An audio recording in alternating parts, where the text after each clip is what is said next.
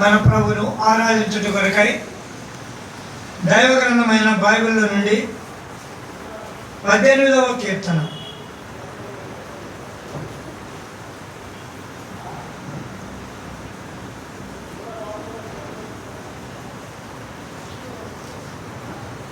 దీనిలో నుండి కొన్ని ఆధ్యాత్మికమైన సంగతులను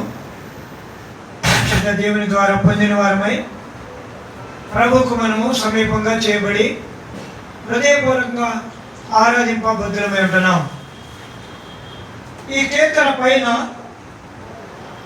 చిన్న చిన్న లెటర్స్ ఇట్లా రాయబడింది.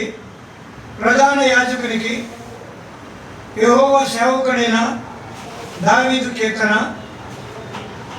అతని శత్రువులందరి చేతుల నుండి, సౌలు చేతుల నుండి యెహోవా అతను తప్పించిన దినమున దావీదు ఈ గీతవాక్యములను చెప్పి యెహోవాను స్తోత్రించి అతడు ఇట్లు నేను. ఈ కీర్తన ప్రధాన యాజకుడికి సమర్పించుకోవడానికి, అంటే ప్రధాన యాజకుడికి బలి అంటే, అర్పణ అంటే, ప్రతిష్ఠ కంటే ఇవన్నీ కూడా యాజకునికి తెలుసు. కాబట్టి యాజకునికి ఈ కీర్తన సమర్పించేటప్పుడు దావీదు యెహోవా దాసుడైన దావీదుని రాసుకున్నాడు. అంటే నేనేమో దేవునికి దాసుడిని, నేను ఒక యాజకుడికి ఈ లేఖనాలు, ఈ ఆరాధనలు, అర్పణలు సమర్పిస్తున్నానని చెప్పడానికి అట్లా రాస్తూ వచ్చాడు. తర్వాత ఆయన ఉద్దేశం ఏంటంటే శత్రువుల చేతిలో నుండి, సౌలు చేతుల నుండి తప్పించబడినప్పుడు ఈ గీతవాక్యమును దేవుని స్తోత్రం చెల్లిస్తూ రాశాడు. కాబట్టి దావీదు జీవితంలో తన అనుభవమే ఒక పాట, ఆ పాటే ఈ కీర్తన. ఈ కీర్తనే మన ఆరాధనకు ఆధారముగా చేసుకొని దేవుని కనపరచడానికి ఇష్టపడదాం. కాబట్టి ఈ కీర్తన అన్నీ కాదు కానీ కొంతవరకు మాత్రమే మనము ధ్యానిస్తాం. ఎక్కడికంటే దాదాపుగా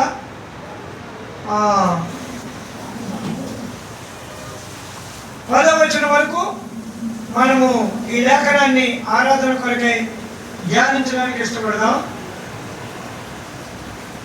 10వ వచనంలో యెహోవా నా బలమా, నేను నిన్ను ప్రేమించుతున్నాను అంటాడు. 10వ వచనంలో కెరూబుల మీదకి ఎక్కి ఆయన ఎగిరి వచ్చెను, గాలి రెక్కల మీద ప్రత్యక్షమాయను.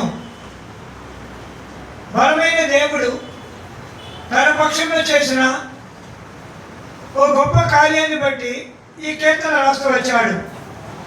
ఆయన కెరూబుల మీదకి ఎక్కి ఆయన ఎగిరి వచ్చెను, గాలి రెక్కల మీద ప్రత్యక్షమాయను. తన జీవిత అనుభవాలకు ప్రత్యక్షపరచబడినటువంటి దేవుని ఆరాధిస్తూ ఉన్నాడు. తన జీవిత అనుభవంలో బలమైన దేవుని ఆరాధిస్తున్నాడు. తన జీవిత అనుభవంలో ప్రేమించిన దేవుని ఆరాధిస్తున్నాడు. ప్రేమించిన దేవుణ్ణి, బలమైన దేవుని, ప్రత్యక్షపరచబడినటువంటి దేవుని దావీదు కీర్తించి స్తోత్రిస్తున్నాడు, ఆరాధిస్తున్నాడు. కాబట్టి తన ఆరాధనలో తన మాటలు ఏంటంటే, మొట్టమొదట 3వ వచనము 2వ భాగంలో ఆయన నా శత్రువుల చేతిలో నుండి నన్ను రక్షించును. అక్కడ ముందేమో విడిపించిన దినమున, తప్పించిన దినమున రాయబడింది. ఇక్కడ అంటాడు నా శత్రువుల చేతిలో నుండి నన్ను రక్షించను. కాబట్టి ఆ రోజును గుర్తు చేసుకున్నాడు.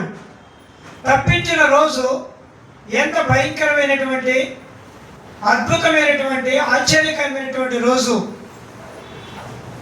సౌలు కానీ, అబ్షాలోము కానీ, అదోనియా కానీ, ఇట్లా రకరకాల శత్రువులు తన చుట్టూరు ఉన్నప్పుడు ఆ రోజు తాను కృంగిపోయాడు. ఆ రోజు తాను భంగపరచబడ్డాడు. ఆ రోజు తాను వేదనకు గురయ్యాడు.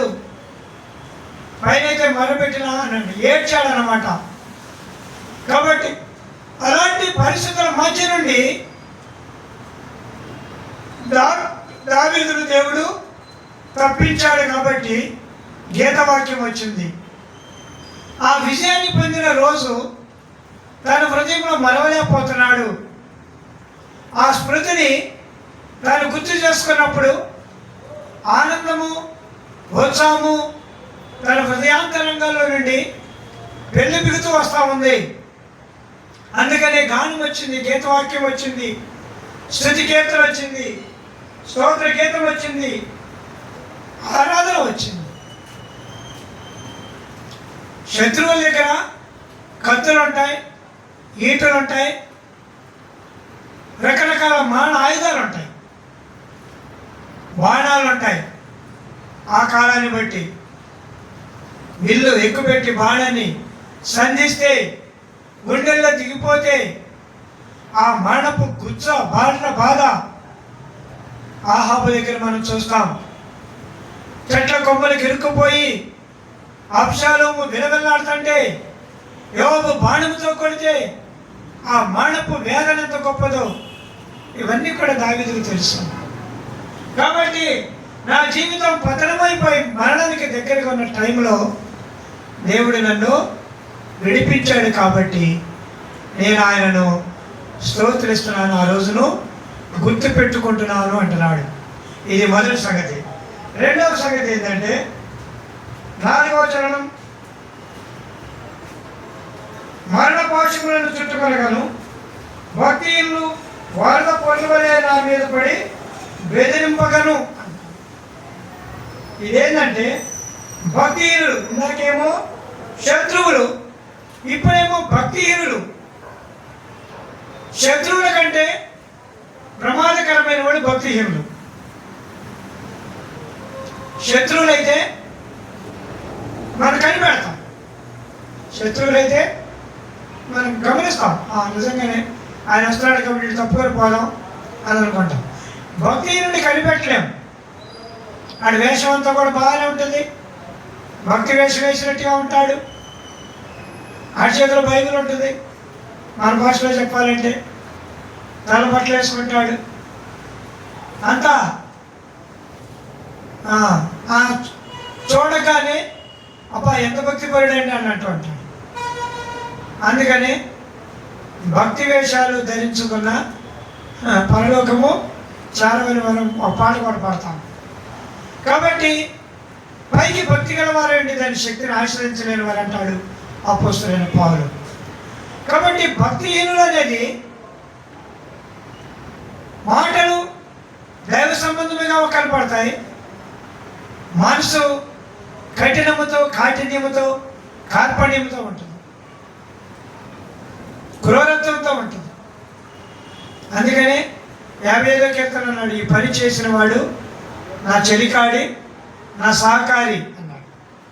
నాతో కూడా భోజనం చేసిన వాడు నా మీద మడిమను ఐదోపేలు తనతోనే ఉన్నాడు. ఎంత మరి అబ్షాలోముకి చక్కని సజెషన్స్ ఇచ్చాడంటే, దావీదు యొక్క ఉపపత్తులతోటి నీవు గంట వెళితే ఆయన దృష్టికి నువ్వు నీచుడుగా కనపడతావు, కాబట్టి అతడికి నీ ముఖం చూడు, ఇట్లా సలహాలు చెప్పాడు. కాబట్టి ఇవన్నీ కూడా చూస్తే భక్తిహీనత. అందుకని దావీదు అహీతోపెలు యొక్క ఆలోచన చెడగొట్టమని ప్రార్థన చేశాడు. అక్షయప్రాయాన్ని కూడా మంచిగా అయినట్లుగా కనబడిన తండ్రికి విరోధ భావాన్ని కలిగించేవిగా కనపడతా వచ్చింది. ఆ కారణం చేత భక్తిహీనత అనేది అంత ప్రమాదకరమైంది. మూడవది, అవి ఎట్లాంటిదంటే వరద లాంటివి అంట, వరద పొరులాగా ఉంటాయి అంట. ఎప్పుడు వరద వచ్చేది ఎవరికైనా తెలుస్తుందా? మామూలుగా అంటారు వర్షం పడుతుందని అనుకుంటారు, ఒక్కసారి ముంచేస్తుంది. 77 తుఫాన్ యొక్క ఔన్నత్యం నాకు తెలుసు. సందకాడ చిలుకలు పడుతున్నాయి, వర్షం పడుతుంది. నేను 5th క్లాస్, అప్పుడు 5వ తరగతి చదువుతున్నాను. మా చిన్నాయన వాళ్ళ ఇంటి దగ్గర ఉన్నాను. చల్లగా వర్షం స్టార్ట్ అయింది. పిల్లలకి పైన మంచులు కడతారు. ఆ మంచి మీద కూర్చున్నాం. మంచి మీద కూర్చున్నా ఆ పైకి గాలికి ఆ జమ్ము లెగిసిపోతూ ఉంది. అట్లా కాదులే, దీనికంటే బెటర్ హౌస్ ఉంది ఇంకోటి, అక్కడికి వెళదాం పదని మా చిన్నాయన మా చిన్నమ్మ నన్ను తీసుకొని వెళ్తా ఉన్నారు. ఆ వర్షపు చుక్క, ఆ దెబ్బ ఇప్పటికీ నాకు గుర్తొస్తూ ఉంటుంది. ఒక సూది పెట్టి కొడితే గుచ్చితే ఎంత నొప్పిగా ఉంటుందో అంత స్ట్రాంగ్గా పడుతుంది వర్షపు చుక్క. చిన్నపిల్లలను వెలువెల్లాడిపోతున్నా. వెళ్ళాను. తెల్లారి పొద్దుట చూస్తే దరిదాపుగా నాగాలంక మొత్తం శవాల గుట్టలైపోయింది. నేను 6వ తరగతికి మచిలీపట్నంలో జాయిన్ అయ్యాను. అక్కడ రైల్వే స్టేషన్ దగ్గర రాశాడనమాట 19/11/1977 అని.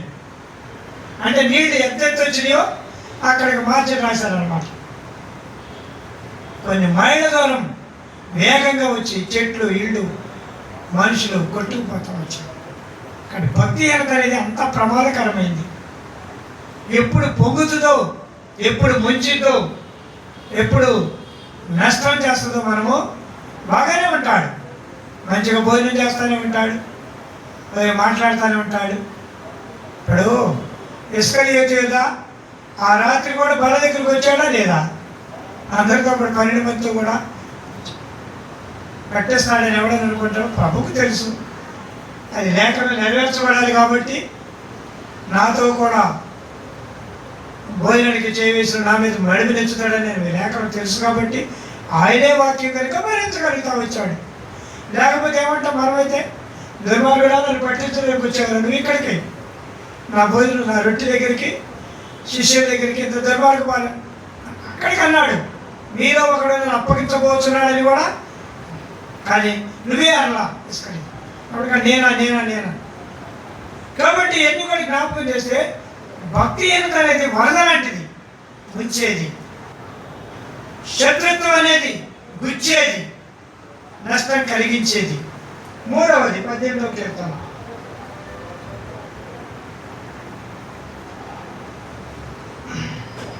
ఆరవ చరణం. నా శ్రమలో నేను యెహోవాకు మొరపెట్టితిని. 7వ వచనం. అప్పుడు భూమి కంపించి అదిరెను, పర్వతపు పునాదులు వణికెను. శ్రమ అనేది వణికించేది, శ్రమ అనేది ఏడిపించేది, శ్రమ అనేది ఇక ఆయన తప్ప వేరే శరణ్యము లేదని చెప్పగలిగేది. శత్రుత్వం అనేది గుచ్చేది, భక్తిహీనత అనేది ముంచేది, శ్రమ అనేది ఏడిపించేది. ఆ భయంకరమైన ఏడుపు ఒక్క రోజుతో పోయేది. శ్రమ ఉన్నంత వరకు ఏడిపిస్తానే ఉంటుంది, ఏడుస్తానే ఉంటాం. ఎన్ని రోజులు ఏడుపంటే ఒక రోజు కాదు, 2 రోజులు కాదు, 1 గంట కాదు, కొన్ని గంటల పాటు ఏడిపిస్తాం. అయితే ఈ శ్రమ అనేది భౌతికమైన శ్రమ అయితే కొద్దిసేపు ఉంటుంది, కానీ మానసికమైన శ్రమ అనేది ఎక్కువ రోజులు ఉంటుంది. అది ఎట్లా చేస్తుందంటే కంపించినట్లుగా, పునాదులు వణికినట్లుగా వణికిస్తుంది. ఆ శ్రమలో నేను వణికిపోయానండి అంటారు అందరూ కదా. ఆ శ్రమలో నేను చాలా వణికిపోయానండి, భయపడిపోయాను, కంగారు పడ్డానండి. అంటే శత్రుత్వం కంటే, భక్తిహీనత కంటే శ్రమ అనేది చాలా భూమినే కంపించేది. భూమి కంపిస్తే ఎట్లా ఉంటుందండి? భూమి కంపిస్తే గ్లాస్ ఒకటే కింద పడుతుందా? ఇంట్లో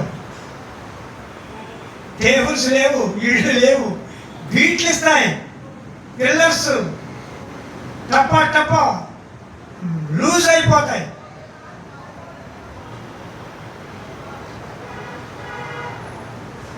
రిక్టార్ స్కేల్ మీద 10 గడి దాటిందంటే కొన్ని కిలోమీటర్ల దూరం, కొన్ని వందల కిలోమీటర్ల దూరం వెళ్తుంది. ఇది మేము అనుభవపూర్వకంగా చూస్తూ వచ్చాం. సెకండ్స్లోనే వస్తుంది, మళ్ళీ నిమిషాల్లో రాదు. ఒక్క నిమిషం పూర్తయింది అనే ఎర్త్ క్వేక్ను నేను ఉండుండొచ్చు. నా వయసు వచ్చిన తర్వాత నేను వెళ్ళలేదు, సెకండ్స్లోనే వెళ్ళా. అంతకుముందు నిమిషాల్లోకి వచ్చినాయేమో, ఒకవేళ వేస్తే తిరిగేస్తే కనపడుతుంది, లేదంటే లేదు. శ్రమ అనేది భూమి కంపించేది, భూకంపం లాంటిది. ఆధారాలన్నీ ఉనికిపోతాయి, అనుకున్నవన్నీ దొరికిపోతాయి, ప్రేమించినవన్నీ పడిపోతాయి, ఇష్టము అనుకున్నవన్నీ కూడా కృంగిపోతాయి, కూలిపోతాయి. ప్రియమైనవన్నీ అన్నీ కూడా దూరం అయిపోతాయి, వరద కొట్టుకుపోతుంది. ఇదైతే దూరంగా కనుమరుగైపోతుంది. ఒక్కసారి కానీ భూమి కంపించి ఇట్లా కానీ పీటిస్తే బిల్డింగులు అందులోకి వెళ్ళిపోతాయి. కాబట్టి ప్రియమైన వాళ్ళని జ్ఞాపకం చేయబడే సంగతి ఏంటంటే, శత్రుత్వము కంటే, భక్తిహీనత కంటే శ్రమ ఇంకా బలమైనది, గొప్పది. ఇప్పుడు దానిలో నుండి కూడా నన్ను తప్పించాలన్నాడు. తర్వాత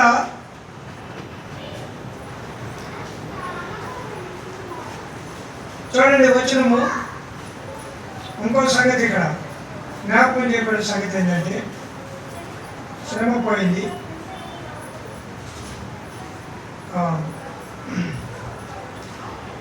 10వ వచనానికి వచ్చేటప్పటికి ఆయన ప్రత్యక్షత,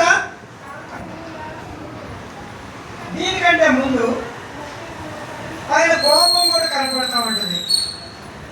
7వ వచనం 3వ భాగంలో ఆయన కోపింపగా అవి కంపించనున్నాడు. అంటే దేవుని కోపం కూడా ఒక రకంగా చెప్పాలంటే శత్రుత్వం కంటే, రెండవది భక్తిహీనత కంటే, మూడవది శ్రమ కంటే కూడా ఆయన కోపం ఇంకా బలమైంది. అది ఎట్లాంటిదంటే నిప్పుల కళాన్ని రాజుపెట్టినట్టుగా, అగ్ని చేత దహించినట్లుగా ఉంటుంది. ఇది చాలా పెద్ద ప్రమాదకరమైన సంగతి. దేవుని కోపం వచ్చినప్పుడు భూమి ఒక్కటే కాదు, ఆకాశం కూడా కనిపిస్తుంది. ఆయన కోపాల గురించి చెప్పడం ఏంటంటే, నాకు శత్రువులు ఉన్నారు, నాకు భక్తిహీనులు ఉన్నారు, నాకు శ్రమ ఉంది. 4వదిగా నేను కోపానికి గురైన వ్యక్తిని. ఆయన కోపము నన్ను కాల్చేసింది, దహించేసింది అనేది కూడా తనలో ఉన్నటువంటి భావం. దేవుని కోపము ఏదేను తోట నుండి ఆదాము హవ్వలను పంపించి వేసింది కదా. దేవుని కోపం జలప్రళయాన్ని రప్పించింది. దేవుని కోపం సొదొమ గొమొర్రాలను కాల్చివేసింది. దేవుని కోపం ఇశ్రాయేలును 40 సంవత్సరాలు అరణ్యంలో నడిపించింది. దేవుని కోపం అనేక మంది శత్రు రాజులకు దేవుని ప్రజలను అప్పగించింది. దేవుని కోపం కొన్నేళ్ల పాటు ప్రవక్తలతో కఠినమైన మాటలు పలికించింది. ఆ పదాలు మనం పలకలేము, కానీ ఇర్మియా కానీ యేస్కేలు కానీ పలుకుతారు. నీ మానాన్ని, నీ సిగ్గుని అన్న పదాలు కనపడతాయి. వాడు నీతో వ్యభిచరించింది ఇలాంటి మాటలు ప్రవక్తలు పలుకుతూ వచ్చారు. ఎంత కోపం వస్తే ఆ మాట్లాడతారు. ఏమా ఓ ప్రవక్త ఒక దుర్భాష లాంటి మాట మాట్లాడాలంటే ఎంత కోపం లోపల నుండి వస్తే వస్తుంది ఆ మాట. కాబట్టి దేవుని కోపం ఆ ప్రవక్త నోట మనం చూడటానికి అసహ్యంగా అనిపించే మాటలు మాట్లాడుతూ వచ్చింది. అయినా ఇప్పుడు ఆయన 10వ వచనం ప్రకారం నా కోసమైనా ప్రత్యక్షమయ్యాడు, నా కోసమైనా కెరూబుల రెక్కల మీద తెచ్చాడు. ఎందుకు? నన్ను రక్షించడానికి. ఇది కీర్తనకారుని యొక్క భావం. ఇంకా చాలా సంగతులు ఉన్నాయి, అన్ని మనం ధ్యానించలేం. కానీ అవును, మన ప్రియ ప్రభు మనము కూడా మరి శత్రువుల చేతులు ఇరిగిపోయినప్పుడు పాపము, దాస్యము, అక్రమం, అన్యాక్రాంతం మన సొంతం చేసుకున్నప్పుడు మన ప్రియ ప్రభు మనల్ని విడిపించాడు. భక్తిహీనత మళ్ళీ ఏలుబడి చేసి పైకి బాగానే ఉన్నానులే అనుకుంటూ పాపానికి దాసులమైనటువంటి మన జీవితాలను ఆయన వెలిగిస్తూ వచ్చాడు. తరువాత రకరకాల శ్రమలతో, మానని వేదనతో జీవిస్తున్నప్పుడు సైతం ఆయన మనల్ని విడిపించాడు. 4వదిగా ఆయన కోపానికి గురైన వారము, ఆయన కోపము రగులుకొని కాల్చివేసినప్పుడు సైతం మన పితరు లాంటి జీవితాన్ని అనుభవిస్తున్న మనకును ఆయన మనల్ని ప్రేమించి ప్రత్యక్షపరచబడ్డాడు. మనం విడిపించడం కొరకై యేసుక్రీస్తు వారుగా ఈ లోకానికి వచ్చాడు. మనం బ్రతికించడం కొరకై ప్రియకుమారుడుగా ఈ లోకానికి వచ్చాడు. మనం పోషించడం కొరకై మన మంచి కాపరిగా ఈ లోకానికి వచ్చాడు. మనకు నిత్య జీవానికి ఇవ్వటం కొరకై ఆయన శరీరముగా, రొట్టెగా, ద్రాక్షరసముగా మార్చబడినాడు. కాబట్టి ఇదంతా కూడా ఆయన కలవరి ప్రేమ, ఇదంతా కూడా ఆయన అగాపే ప్రేమ, ఇదంతా కూడా ఆయన మంచితనాన్ని, మహిమోన్నతిని చూపించే ప్రేమ. కాబట్టి ఇంటి ప్రేమమయునికి మనం ఏమి చెల్లించాలని తెచ్చుకుంటాం. హృదయమాన ఉదయకాలంలో పూర్ణ హృదయంతో, పూర్ణ మనసుతో, ఆత్మతో, సత్యముతో ఆరాధిద్దాం. ఆయన మరణ, భూస్థాపన, పునరుద్ధానం, నిత్యత్వాన్ని చూసినప్పుడు ఆయన ఆరాధించకుండా మనము ఉండలేము. కాబట్టి ఉదయకాలంలో వాక్య పెరుగులో ప్రభుని స్తుతిద్దాం, ప్రభుని కనపరచుదాం, ప్రభుకు ప్రీతికాతులుగా మనము అంచబడదాం. ప్రభు మనకు సహాయపడను కాక. ఆమేన్.